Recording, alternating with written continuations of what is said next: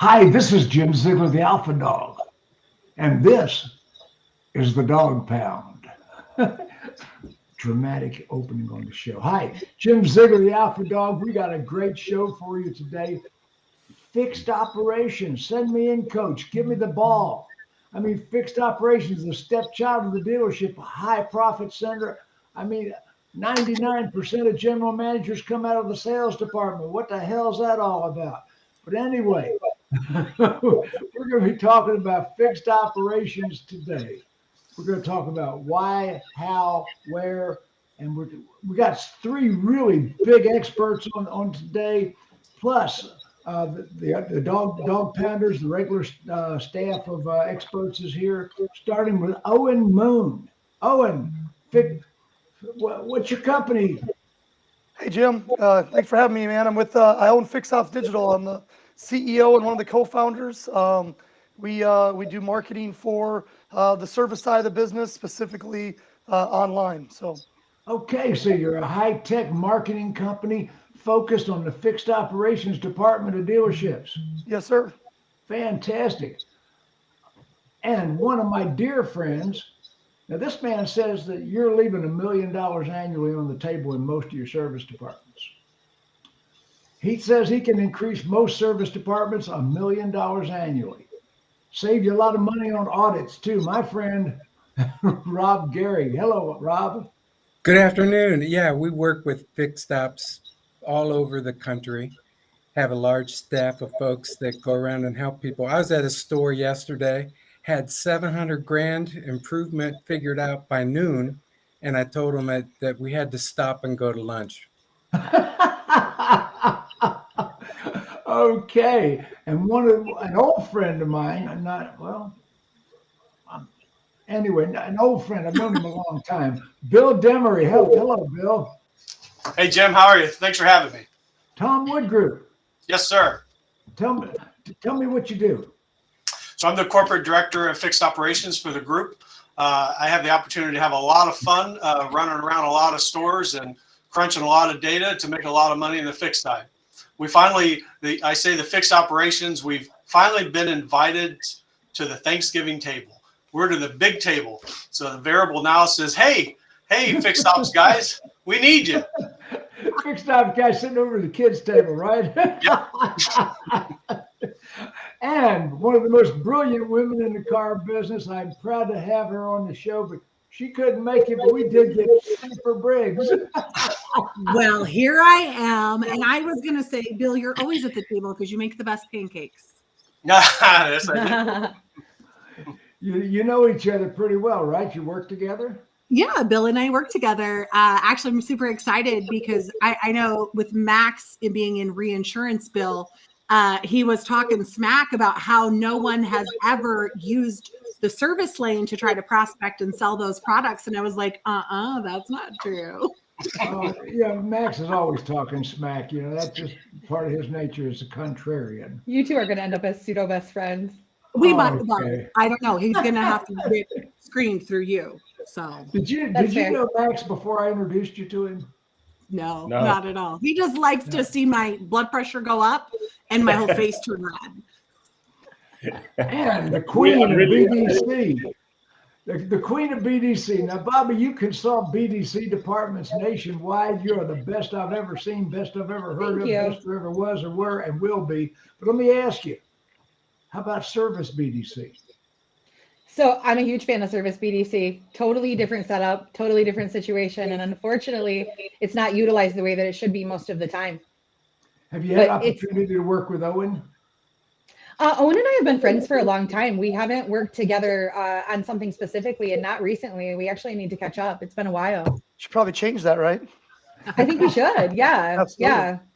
COVID kind of got in the way of all of our regular relationships because we used to run into each other all the time and spend time together. Yeah, 100%. Yeah. And directly from Moscow, Russia, my friend, the mad Russian himself, the contrarian, Max Zanin. Hello, Max. Hey, Jim, how are you? You're in Spain today, right?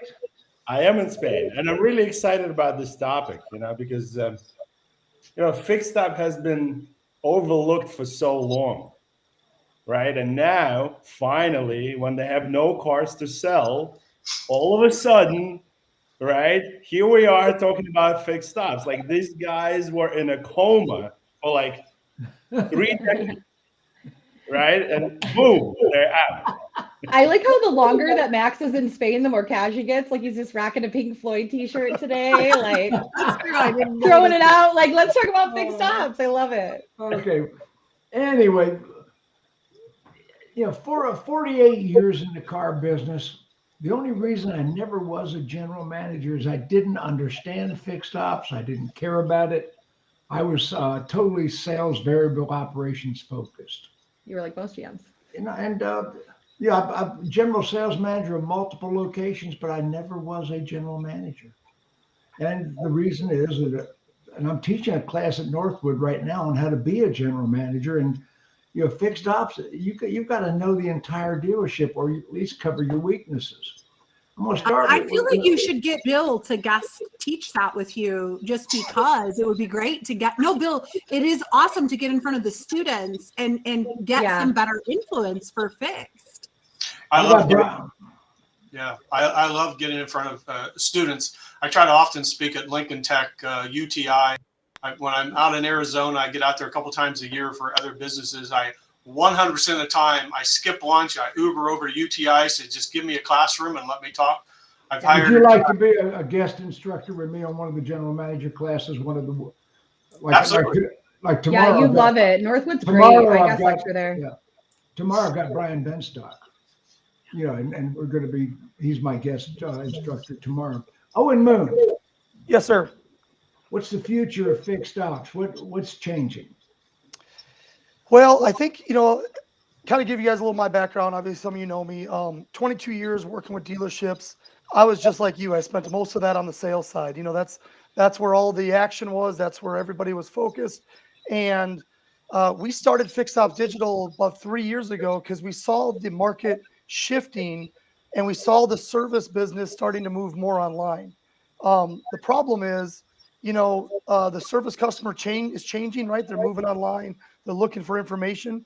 As an industry, we're still behind in that our service marketing efforts really haven't. Most of what we're doing as an industry is working off of lost souls and previous customers and DMS and things like that. And so Owen, you said service marketing efforts. I think for a lot of stores, that's just what the OEM says. So I just want to make some emphasis there, like actually putting a focus on service and not just like CSSR mailers that General Motors sends out that's 6 months old data. So I want to make sure everybody understands this is a true focus. And I do work with Owen's company in a number of stores. So yeah, absolutely. No, you're right, Jennifer. And actually, Bill said it best, right? They finally got a seat at the table. It was sort of in a coma, just kind of moving along, and everybody just, I'll do an email blast, I'll do some direct mail. We took a little different approach. We said, we know on the sales side, it's all about educating, getting information out there, merchandising our inventory, and we're now merchandising the fix ops department. So parts, tires, accessories, that's kind of where we're focusing on the website. And then obviously it's giving us inherent value on Google and throughout other marketing efforts that we can kind of push. So Rob Gehring, what's changed?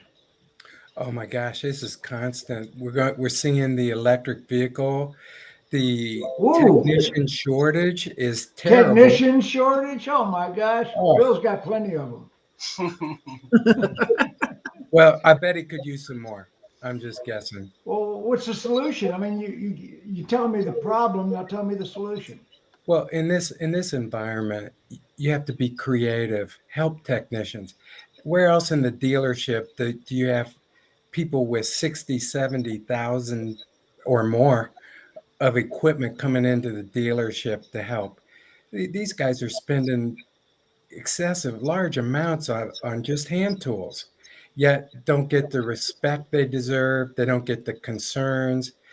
Everybody, the object of scheduling comes in their world. It's just an environment. We need more techs coming through college and the careers, everybody's saying, get out, get out. We don't pay Get enough out. on warranty. You can't make a good living. Do something else. Master Tech makes 150 grand a year.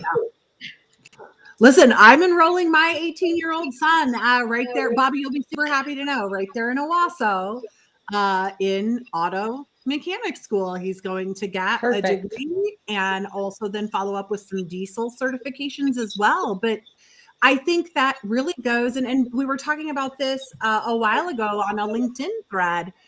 Schools and so many parents focus on university and college, but I loved that the high school that we were in when Aiden was a freshman said, listen, there's a lot of underemployment. You should probably focus on things you love to do and then get training in that. But most schools aren't. And I think they're not. Jennifer.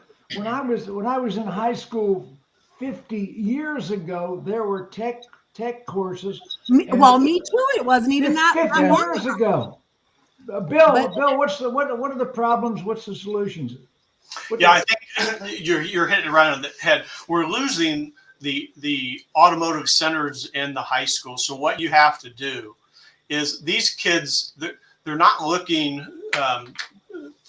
necessarily for a long-term career. They're certainly not looking for what we did. They don't want a 60-hour. They don't want straight commission. They don't want to work 5-6 days a week. So we have to meet them where they're at. You just told me the problem. Now tell me the solution. The solution is you offer a work-life balance. You offer an hourly with a bonus versus straight flat rate. You offer a team environment. That way you have a mentorship with these youngsters that are coming in and train them and bring them up. You have to show them a path. What does the path look like? They want to know not where am I going to be in 30 years, where am I going to be in 2 years? So you have to have a path that's a 2, a 5, a 7, a 10 year. This is what it's going to look like. And you have to pay them a fair wage. And guess what? They're not coming in the shop at 6:37 a.m. They might be in at 9. So be flexible with the ones that want to work maybe from 9 to 6 or a different hour schedule. 40-hour work weeks, 4 10s, teams, mentorship. It's totally changed. Fantastic. Isn't it amazing? The older we get, the earlier we wake up. So get them in there at 9. By the time they're 10 years from now, they'll be coming in at 7 because they'll be up a lot earlier, like the rest of us. So there's still hope for me then, because I do not get up early. 100%, Bobby. Well, I think that presents an opportunity for different shifts in your service departments. I mean, you're mentioning Brian Benson's going to be teaching with you tomorrow. I mean, they are running 3 shifts in their service department at Paragon. Yep. That third shift is so key too. And I still can't figure out why. Well, I think I got part of it, but why it's such a struggle. I mean, you run a skeleton crew when energy is less expensive. You pick somebody's car up when they go to bed. You drop it off in the morning before they go to work. You charge a higher concierge fee for it. I pay a fee like that to a dealership an hour from me right now so that I don't have to do the drop. Have a wider scale on who wants to work during those times. And like you said, it's not, I don't even think it's that we always say, well, like when we started in the business, and I started over 20 years ago in the business, and I didn't want to work 7 days a week then either. I did it because it was expected of me, and then it became my normal, so I continue to. But these kids, they want a balance. So we got the tech shortage we're dealing with. And Bill, what other problems do we have? You're managing how many stores? We have 13 locations. 13 locations. Right, yeah. And are you running some sort of an apprentice program maybe? What are you doing? Yeah, so the apprenticeship is the most important asset we have right now. If we look, and I did a study for the last year, we have some stores say, hey, we can't hire techs. We hired a good amount of techs. In fact, last year, we hired 96 total technicians for 2021. But here's the key. Out of the 96, we terminated or lost 66 of them. So we kept 30. And when you do the analysis, it's the youngsters that are coming for 6 months, 8 months. So either A, we're underpaying them, B, we're not training them. We threw them out to the shop and didn't pay attention to them. So we really have to focus on, and we're doing a really good job now of focusing on mentorship. So we're teaming them up with a senior tech to help train them and cultivate them and bring them along. we're also teaming up with, like I say, UTI. We're flying out to Wyoming next week, Wyotech. We've teamed up with Wyotech, and we're offering a full scholarship to any student that wants to come to work for the Tomwood Automotive Group. And you get parents' attention when you say, who's looking forward to student debt? Nobody. So why don't we take care of the tuition? We'll take care of tools. We'll take care of moving them. We'll get them here. And then we're really investing in them for the long term, because it's really, if we don't invest in the younger generation now, I heard somebody mention earlier the EV technology that's coming. We need really smart kids in this industry for the future. And it's going to take these younger generations now and get them interested in the cars, because they don't get excited about cars like we did. You show me a 68 Hurst Olds, I get really excited. You show these kids a 68 Hurst Olds, like, what is that? I want an electric car. Okay. We get excited in a different way. Yes. There's some different ideas for how you get them excited. They get excited about the YouTube influencer that's driving the supercar, or they get excited about different things. And it's about making sure you're reaching those folks, because, you know, like Bill mentioned earlier, those VOTEC and automotive programs aren't in high schools anymore. And Jim, of course, you say 50 years ago, I'm not nearly that. I mean, it's only been, you know, half of that time since I've been in high school, and I wasn't in the automotive VOTEC, but it was right next to the journalism lab. So so 25 years ago we had it, but I think finding a way to reach those folks and at the universities is great. And of course, I mean, guys, and I've bragged on Bill without saying his name so many times before. He really is the most brilliant fixed ops director I've ever got to work with. And I've worked with a lot of people in my career. This man is so forward thinking. And so, you know, thinking about the scholarship programs and how that's huge. How you get that message out even further is a big deal. But most dealer groups or dealerships aren't even considering something like that.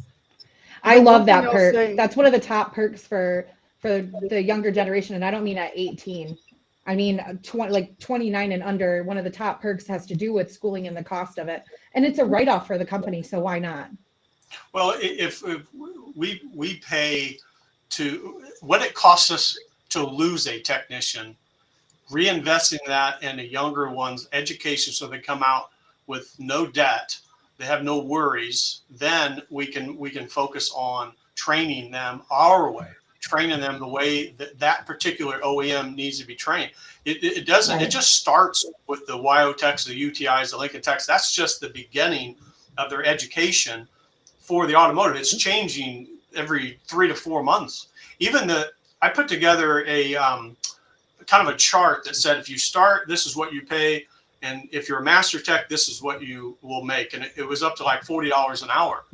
By the time I produced that, it was outdated because the market changed that fast. So now I had to make it as an editable PDF as we send it around, because now that $40 is $50. It starts no longer 18, it's 20. And it just keeps going, because we've shifted the need for the technicians. You can kind of see the chart behind me. I know exactly how many techs we have in a group. It's 240.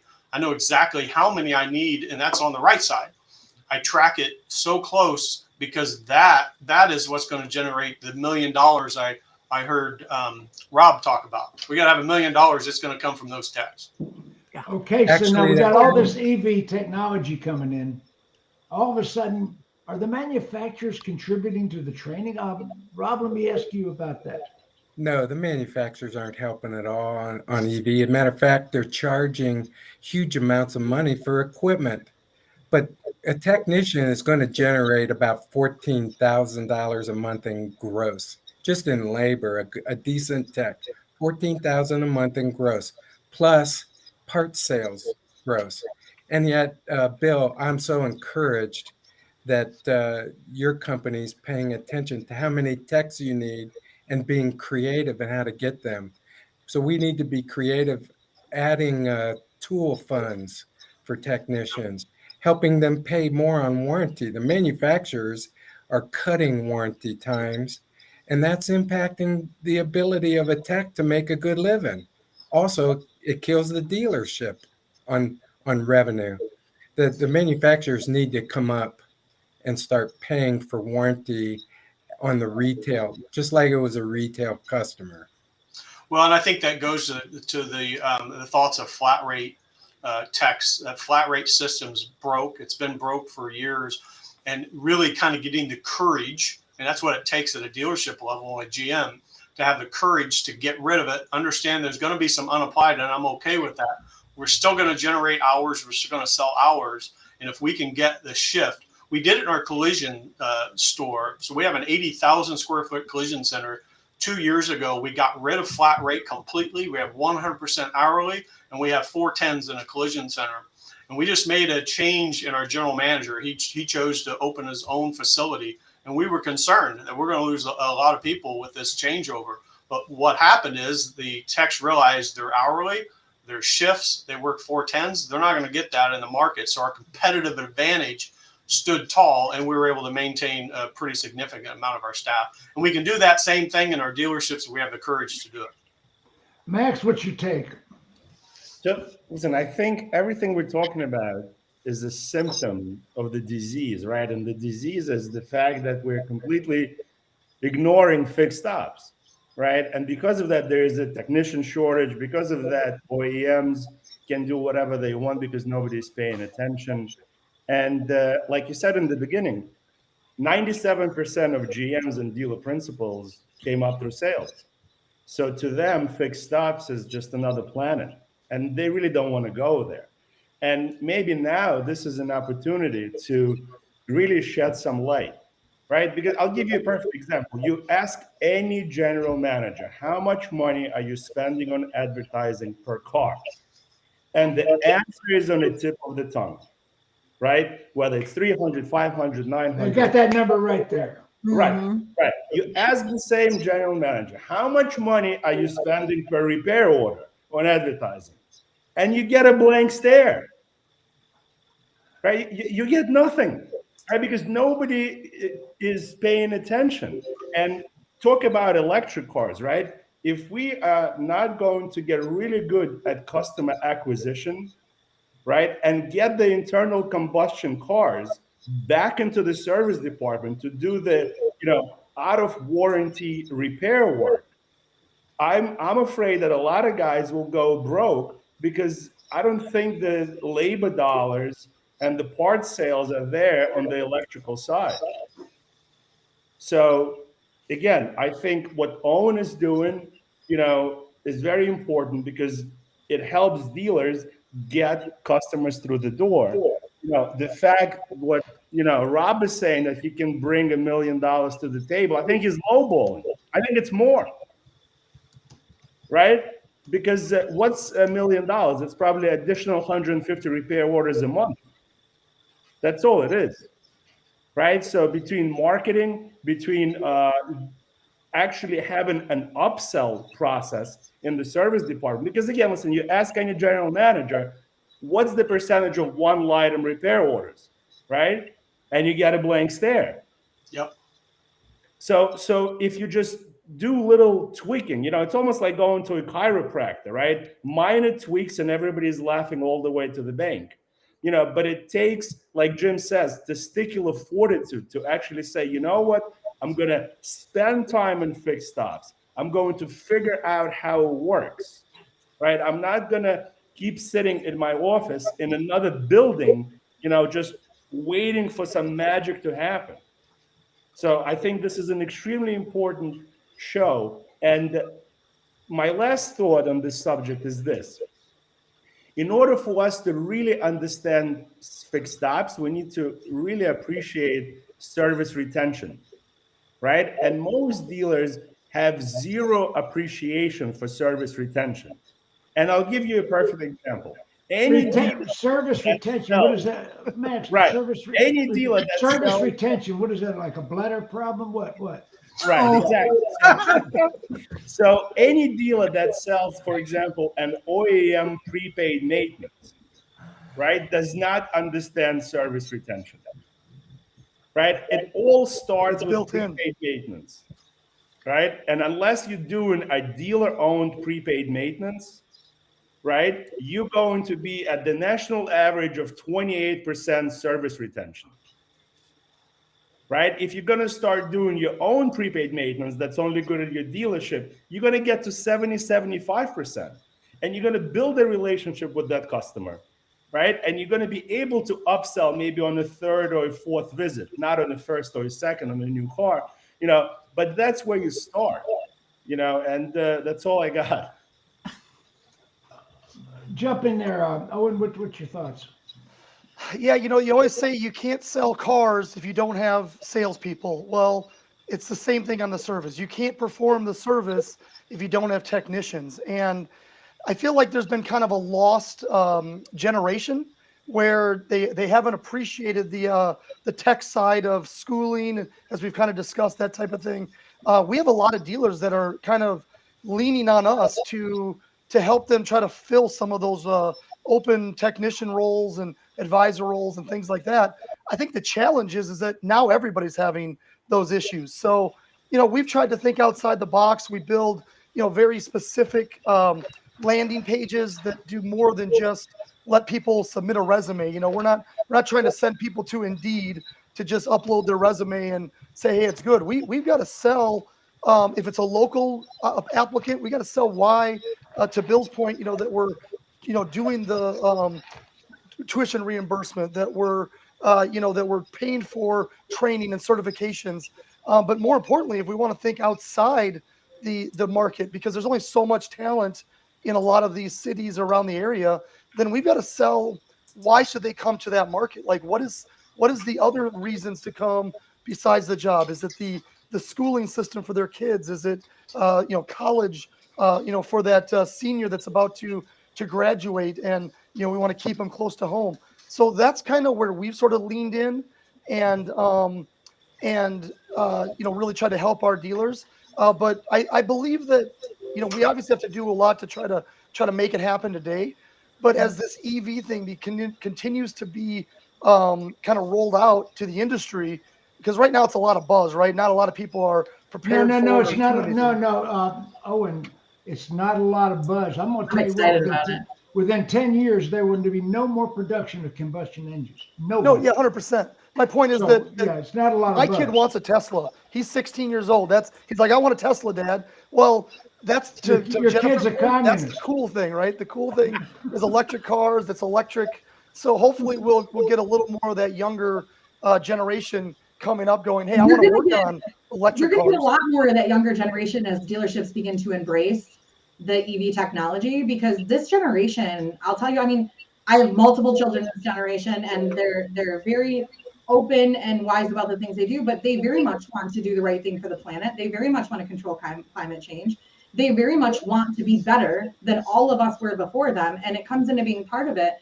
And so I think if you're going to have a solid recruiting strategy when it comes to technicians or bringing them in, you can't be the kind of dealership that doesn't embrace it, even if you're not ready yet, because it's a value proposition, and recruiting is an art form. Like you said, Owen, I mean, you have to have a persona, you have to have a package, like Bill was saying, and it has to be appealing in the marketplace for recruiting matters. Right? It's not old school, just like, oh, I'll pay you more. You need to have windows in your service base so that people can see what they're doing.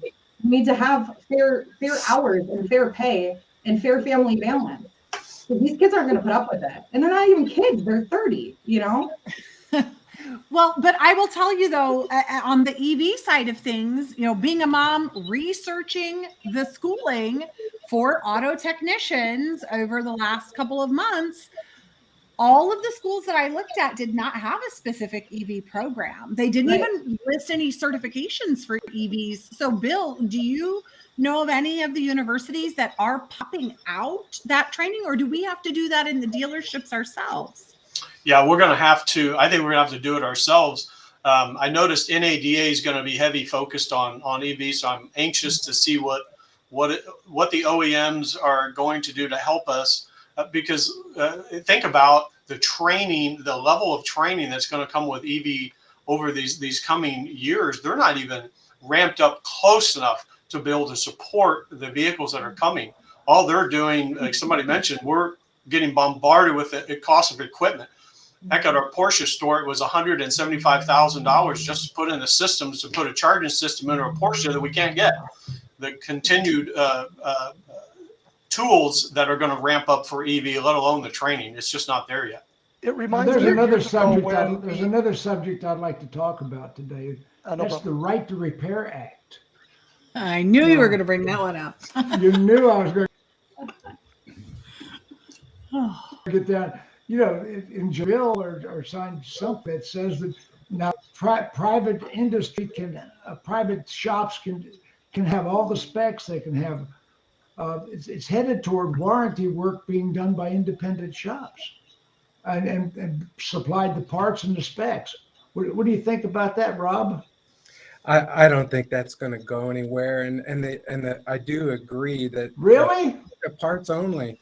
If the parts right now, due to COVID and the supply chains, so many of the manufacturers aren't even shipping parts, and they want OEM parts on those repairs.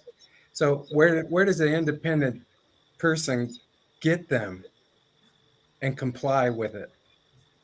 Well, the Right to Repair Act is a real thing, and what's your thoughts, Bill? Yeah, I think we should just buy up all the independent stores and we don't have to worry about it. Okay, is it that light a subject, or is it a threat to the industry? Well, yeah, listen. So we have a Big O tire store. The Tom Wood Group does. We're almost 4 years into it. I don't see with my independent hat on right now, I have no interest in jumping into that field as an independent repair center, because I also have as much business as we can handle at our independent store as we do our dealership. So I don't see it go. A lot of the techs that leave the dealership go to the independent because they don't want to deal with a warranty. So I don't understand how the warranty is going to go into the independent, because those guys aren't going to want to work on it. Okay, they're not going to work on it, but now the independents have access to do warranty type work. I mean, Right. Is that not access a to the threat? data and the diagnosis. Is that I don't not think a it's going. threat? I don't think it's going to matter. Owen, what's your thoughts? Well, you know, I think Nissan was the first to kind of say, hey, they're going to kind of partner up to Yes. put this together with independents. But it's kind of what we talk about from a marketing side is that's our value prop as a dealership, right? Is that we have the equipment, we have the OEM parts, the fluids. So I think as long as we do a better job of explaining to customers why they should go to the dealership instead of an independent, it may not affect them as much as maybe it did a cell phone company or some of these other industries that this thing was originally done for, because it wasn't originally for automotive. It was originally for electronics and things like that. And so I believe it's kind of trying to get pushed for automotive, but I think if we can protect our backyard and do a good job, I think deep down customers know they should go to the dealership to where everything matters and where they got their certified techs and all that. So we just got to do a better job of explaining that to our markets.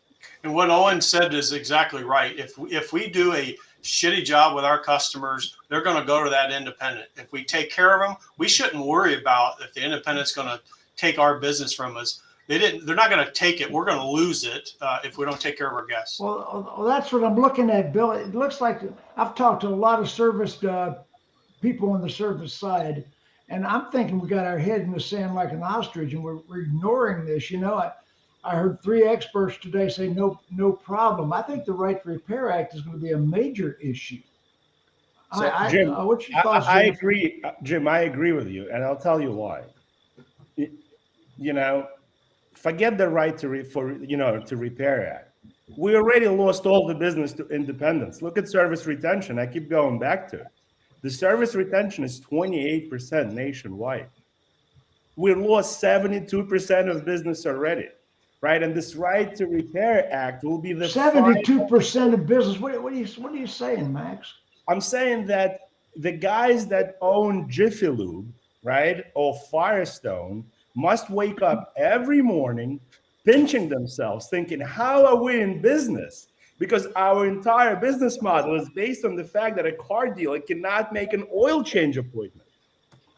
Yeah, And but I Matt, mean, is that number, Right. the statistic that you're quoting right now, is that based off of new car sales and the first service retention? So And maybe the every new car year, sales volume has something to do with that?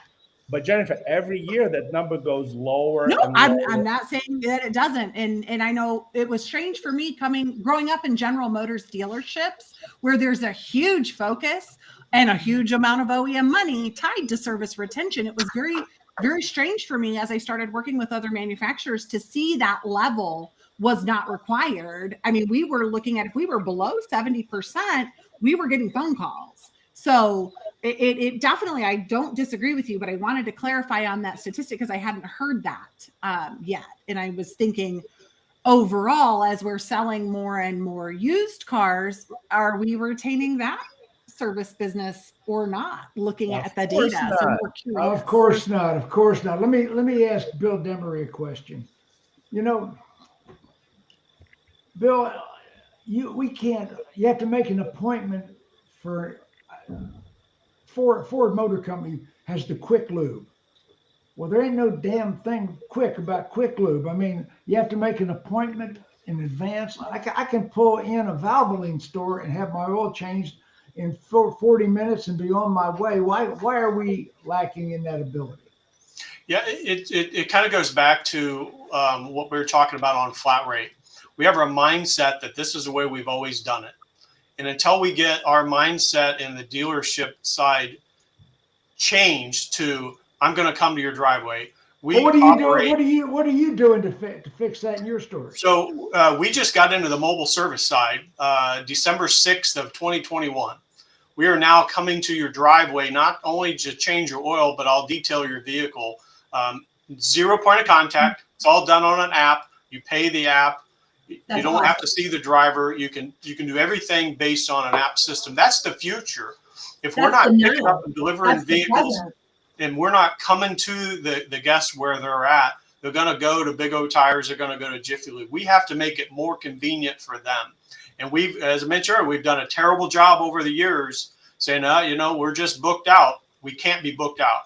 We have to find ways to pick vehicles up, bring them in, or go to their place of employment and do the service there. We're on the cuff of switching from a spiffy. We have a spiffy franchise doing mobile oil and vehicle services. We are in the process of switching to Tom Wood mobile service powered by Spiffy. It's an app program, and we'll be in market in 2022 servicing vehicles in the driveways. Jump in there, Rob. What do you think? Boy, I was interviewed by Automotive News about this just a couple weeks ago, and they were telling me about a mobile tire change service that's coming out, and the manufacturer of tires are building these vans to go out and change tires in driveways. Like Goodyear and Firestone are going to come to your house? Yeah. Well, think about for a minute, Simon Sinek explains this really well, but think about the age that we live in. Everything is convenience and everything is immediate. You want groceries, you don't need to go to the store. They'll deliver them to you. You want to watch a movie, you can watch a whole series on Netflix in one night without a problem. You want to go on a date, you just swipe left on an app. There's nothing that in our normal you don't have to. In our normal daily life, everything is happening like this. And every time we're coming into a business, a retail business that's, I don't want to say old school, but it's a little bit, everybody's trying to slow everybody down. Everybody's trying to slow everybody down. But this whole generation, including everybody sitting here, has been living through a pandemic for 2 years and doing everything from home or work more often than going out to do it. And it's like, why isn't this already an option? Because I deal with service advisors all the time, and they're never upselling me as much as they should be. So it's not like we're talking about the office here. It's a training issue. They should be upselling you. I'll give you she buys everything. I'll give you a quick example. I broke my windshield wiper last winter, the motor. You guys are going to love this in service. I broke the windshield wiper, the motor, and the right-hand side one wouldn't work. But you know what? I didn't care because I didn't need it on the left. And I didn't have time to go to the dealership. I tried 3 times for over 3 hours each. I finally found a dealership that would come and get my car to fix it, but they use a third-party service. The third-party service needed me to be home to hand them the keys instead of signing it on the app. And I was getting ready to go out of town. So the windshield wipers got broken until I took it to one of my clients because I drove to them. And I'm a normal customer who's in dealerships all the time. it's like, it shouldn't be this hard. I'm glad to hear that you guys are doing it mobile style, because it's as simple as picking up somebody's car and dropping it off. What does a driver cost? Why are we fighting that? Okay, let's look at another thing. Rob, service advisors, upsell. What training are you guys doing with the service advisors? Well, I'll tell you that the theory that we have, and it's a strong foundational theory, is that I don't care if they buy it or not. But what irritates us is if the customer doesn't know it. So the Right. mission is every time, every car, what does that vehicle need to be safe and reliable? No pressure selling, inform and educate them of what the car needs. And if we just do that consistently, Mhm. you're not worried about volume or Right. retention or anything like that. They love you. One of the things we teach in service BDC is declined repair orders, typically coming into the CRM using a RO op code to We target it. talked about this Call before. back into Decline care repair plan. orders. To call back into care plans with a customer, build it up the way you do a dental visit, where you've got multiple things that need to be done, and you build an actual care plan with the customer, build the relationship, help them figure out the financing on it, and then keep them as a loyal consumer that way. Owen Moon, what are you advertising? You talk about we're advertising service. Exactly what services are we advertising? Well, we've got to advertise all profit centers. I think that's been sort Let's of talk about it. the lost part of online service marketing, right? I make a comment, and I'm half joking on it, but I say if you have the wrong information on your website, it's almost better than having no information, right? And I joke about it because it's probably not good to have wrong information, but if a consumer that doesn't know really that much about their vehicles and what they need to keep them running, comes to your website as a dealership and they're looking for something that's going on with their transmission, and you have no information about that service and kind of what to look for and what to expect, they're going to bounce. They're going to move on to somebody that can help them. And so yeah, I think you should be, getting more granular with all the services that you offer, getting into accessories, tires, Let's get collision. specific. Get specific. What are we advertising? Well, Well, just content in general, Jim. Most people don't even, you got like one page for fixed ops on your website. So I know, working with Fixed Ops Digital in a number of the stores, I mean, it starts with maybe just building a page to talk about brakes or to talk about transmission works, actually having content that a consumer who goes online, which all of us do, can find about your service department. Like it has to at least start with content. Right now, most dealers aren't talking about anything. They have an iframe service scheduler, and that's it. Maybe a good, better, best maintenance menu, maybe, but no offers, no content, no reasons why you should do different types of services. Well, But the we know indies tires are a big retention, but tires never really get merchandised the right way. Not only on They're your website, but also the in the number one reason for dissension for your fixed ops department is tires. Please listen to what this man is about to tell you. So so we just really we opened Pandora's box 3 years ago and said, hey, we can do this, and now we're like getting granular with a lot of different things, even to the point where we're looking at kind of how when Auto came in and really changed the pricing strategy on the sales side. We're now looking at this from a engagement standpoint, saying, hey, Bill, you had a $49.95 oil change, and we got this many engagements on that offer or that coupon, and now you've added $5 to that price, and your engagement's dropped in half. Well, there's obviously a pricing disconnect between your service, your price, and the customer. So that's what our performance team does, is they work with those service directors and fixed ops directors every month. But Jennifer's 100% right. It's more about having a really well thought out marketing plan and executing it on your website that then carries into other things. Google picks that content up, gets you ranking in different areas. Remember that OEM email blast that I was kind of dogging on 30 minutes ago? Well, if you're going to still do that, now bring them to a piece of content where it makes a lot of sense. So, we're just really trying to help guys that are used to doing direct mail and not really putting a lot of effort in this, really kind of going, hey, this is how we're doing it on the sales side. Let us show you how we can help you do it on the service side. And it's easy Bill, to kill Bill your competitor Demaree, on the Bill, service side because nobody's got any content going. It's so simple. Yeah. Bill And Demaree, how are you tracking declined service? Yeah, so we use a platform. We use an X-Time platform across the entire group.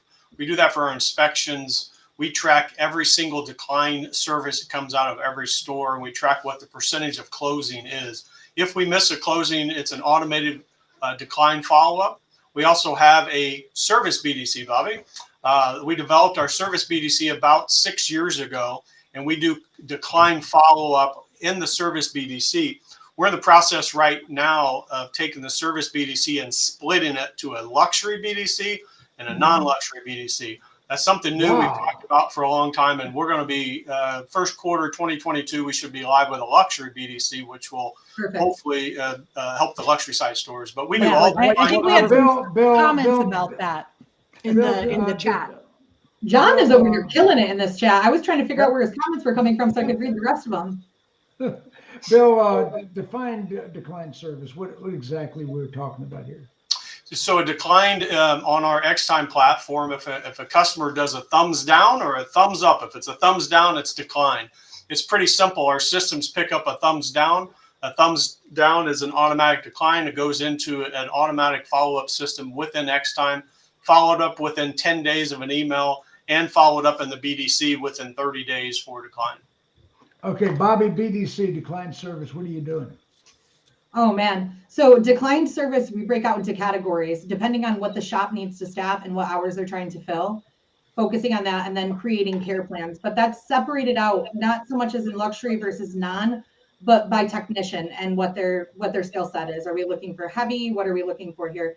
Oil changes, fillers, getting rid of parts, things like that. But declined work is easy in any CRM. I mean, like, I know I talk about VIN a lot, but you can have an opcode fire an automatic process with automation and be doing touch points. I like BDC agents to meet the people at the service drive when something is declined as an official hello, not as a BDC agent. Now, one of the things that, Rob, one of the things you specialize in is warranty audits. How important is that to the service profitability? Well, what happens is if we get so busy in customer care and processing that we don't necessarily have compliance reviewed. So we've had people get hit with huge amount of chargeback from the manufacturer. They look at compliance and say, well, you weren't totally compliant on these warranty repairs. We're billing them all back to you.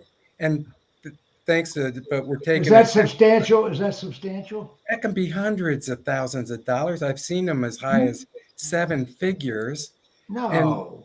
And what we do is we go in and we have auditors on staff. So we can actually go in remotely as an auditor would and see if they're compliant. So you're doing this ahead of the audit.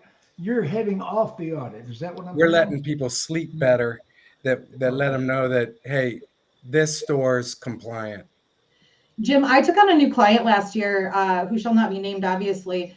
And it wasn't even for a warranty audit, but I was going through their financial statements to help them with stuff. They had over $500,000 in 2 different stores. So over $1 million that had never been submitted for the warranty claims. Oh, no. Bill, that wasn't you, was it? No. No, but Rob, I'm going to need your info after because you might need to hook up with them. They need your help. So Jim, I want to make a point about decline work. I'm a huge fan of decline work follow-up, but it assumes that the customer actually came in and declined something. Right? You have to focus on the fact that they're not coming. I just Googled 3 things. I Googled oil change in my zip code. I Googled a brake job in my zip code and a state inspection in my zip code. And guess what? Yeah, but nobody's optimizing by your zip code, not working in your market. Nobody. Right. Not a single dealership came up, but every independent under the sun is on the first page. So decline service is all good, but you got to get the opportunity for the customer to decline it first. That's why we teamed up with Jennifer Briggs. Yes. Here's part of that, though, and to defend the service drive, here's part of it. is that it's rare already to pull in the GSM, the sales managers, to learn about marketing, what you need to do and why, to even give them the knowledge. And now that they're starting to come in, you very rarely ever see anybody in the service manager's office or them in a meeting or the service director, unless it's an OEM or somebody trying to sell them something, and not giving the education part of it. And it's so important to understand how much easier that can be. And they face a huge amount of resistance when it comes to going to their own desk, right? Going to their own GM about it. And it's a shame because, Max, it's so easy in marketing to pick up that business with content. And I don't mean to say like, oh, Owen's job's easy. It's not. I mean, you can smoke your competitors. Yeah, it's just because nobody is. Like, I think back 8 years ago, I built service-only websites for my stores, right? It was in Detroit. We were really, again, General Motors heavy, focused on retention and service. And so, of course, we added some content to the website, but rather than just adding content, we went ahead and built our own fixed ops group platform for the website, 100% independent of our regular websites, to be able to grab that traffic organically. And I think if you don't have your organics covered for your fixed ops department, don't even waste the $500 you ask your paid search company to invest in that money, because where are you taking them? Where's it going to go? Like I mentioned earlier, I mean, it starts with the content. You have to talk to the local community about the services you offer and what your business does. Like, that's advertising 101, but we get so mixed up in the energy and the ether of the variable department. And again, I didn't start in sales. I started in accounting. So my perspective on fixed has always been different. It's from a service absorption metric, because that's what I was always taught. Service is supposed to pay for everything. Sales is just gravy. Like, you have to have that.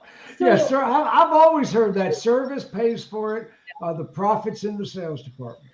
So can I give 2 quick tips? It'll take less than 2 minutes. So tip number 1, community-wise. I'm timing you, Bobby. I'm going fast. Tip number 1, community-wise, both the Brownies, the Girl Scouts, and the Boy Scouts of America have a patch that gets earned by changing a tire. And really great dealerships bring in the moms and dads to do that there. Something to think about.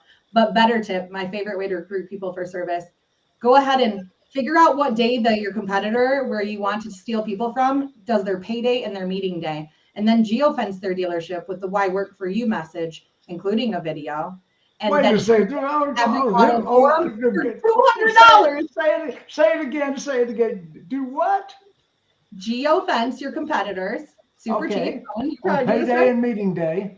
On payday and meeting day, the 2 most frustrating days, with a "Why Work For Us" video, targeting that. You want to get real slick, you send somebody in, but you don't have to. Targeting that with a content page, and then pay for the upsell in the ads for the forums that they go into all day long, so that you're in front of them all day, and then run a recruiting campaign. And at night when they're at home. Yeah, all day. Oh my God. All day, but geo the dealership so you can grab them first. Don't worry about it. The marketing team has all that info. You got it. Thank you. Hey, Jim, one thing I wanted to add about the decline service and all that is one thing that we've really embraced is repair financing companies, right? Yes. Yeah, we have. So we have a partnership with Sunbit, and one of the stats I got from them that kind of stood out to me was that 58% of consumers are either declining or deferring service, but it's not because of the attitude or they're not getting offered. It's because they don't have the money. So you go to Amazon right now and you can buy something for $3 a month through a firm, right? Exactly. We are now doing the same thing with our service clients, with our dealerships, as we are kind of pre-marketing on the website that, hey, you can buy this alignment service for $10 a month. That way it's not actually getting recommended when the customer's in the lounge. It's actually maybe getting pre-marketed that they can go, hey, I need to get this service done. Because let's be honest, they're keeping their vehicles longer with all of the high used car prices and things like that. I think it's over 12 years right now is the average age of vehicle on the road. So, we just got to do a better job of making, I think a lot of people talked about convenience. Let's make it affordable and convenient to get that $200-$300 worth of service that they need before they break their vehicle, and then they got to get how many people? Let's not forget that they're starting to report credit bureaus this year. They're starting to report to credit bureaus, so you can help them build their credit too. Yeah. So Bill, since we've started working with Sunbit, how many, just a guesstimate, do we have financing? Oh, it grows every month. I was just kind of trying to take a sneak peek because I get a monthly update. Yeah. I think we had over $25,000 in service approved at one store last month. That's I think one it's- store. Is that charged back? Is that charged backable if they don't pay, or are you free and clear? They give you the money, it's done, It's deposited next day. and you don't have to give it back if the customer defaults. I mean, I believe it's non-recourse, right, Bill? It is non-recourse. Yeah. I Not want your to be sure grandma's of that. credit card anymore. So, Yeah, And- and Sunbit's a soft pull too, so it doesn't run on their credit. you see, And I think you all guys- these problems, Jennifer, I just want to. Okay, come on, Max. But I just want to tell them Sunbit gives you all the marketing materials, everything you need to put it on your website, to put it in an e-blast, to put it in display and social. It literally gives you everything to tell your customers. I just wanted to throw that on there as well. You should be doing it if you're not. So I think all of these problems that we're talking about, whether it's financing repair orders, Opportunity. technician shortage, decline services, like all of these problems can be fixed. All you have to do is take your general manager and tell him to relocate his office into the fixed stops department, right? Once the GM that grew up in sales and came up through sales, right, goes into fixed stops, he will immediately realize it's like, how come we're not financing repair orders? It's like the same thing. We can't sell cars unless we're working with banks because people don't have cash to buy cars. So Or you at have a bare to be a minimum, Matt, GSM. I worked for Sonic Automotive for years, and before I was allowed to be a GSM, they made us work in every department for a Right, month but at you a have time to to get an force understanding. the general manager to sit there and relocate their office to understand the daily pain points that every service manager and every service advisor and every parts manager and every parts counterman goes through. And then you will have a solution. well, but at a bare minimum, I'm going to go back to my days in accounting because I used to review each department statement with the department manager and the general manager. So if something was off, and before we finalized and closed the statement, that GM and department manager were sitting in the office reviewing their statement together. So even if that general manager didn't come from fixed and they were from variable, they were learning the department by the financial statement at a bare minimum. Right, or hire really smart people and get the F out of their way. Thank you. I was going to say sometimes I don't want a general manager playing in my pasture. You know, everybody's always like, stay in your own lane. Yeah, but Bill, Right. most Max dealer will put the groups general don't have manager- somebody like you, and single rooftops definitely don't have a leader in the fixed ops department. So the GM becomes that option if you don't have that super strong service manager. Like so fit. Like I was not. It's frustrating for me because from a profitability standpoint, it doesn't make sense not to pay attention to that department. Like if you're really running a business as a whole, pay attention. And I totally appreciate what you're saying. Like you don't want a lot of these GMs playing in your sandbox, but they need to understand how important your sandbox is at a bare minimum. Agreed, but Right. that's education, Otherwise, they're not not GMs. control. Okay, Education, as not we get control. down to the last minute and a half of this show, You think We- it's important right now? Like we have been shortage. unusually rowdy today. I appreciate the entire crowd. We've done a great job. The Dawg Pound with Fixed Ops Digital, Owen Moon. Owen, they can get in touch with you. Owen at fixedopsdigital.com, correct? Yeah, go ahead and shoot me an email. We can definitely jam, talk. I always say we try to make fix out fun. So I know it can be kind of maybe a boring topic, but I think we made it real fun today. Oh, so thanks for having me, guys. no. Been a pleasure. This crew would never make it boring. And Absolutely. my good friend from Fixed Performance, Rob Gehring, Rob R. Gehring at fixedperformance.com will reach you. Is that correct? Absolutely. I'd be excited to talk to anybody. And you can increase most service departments $1 million annually. At least. If that's all, that's all. Hey, dealers, if you're listening, you dumbass, the guy's got $1 million for you.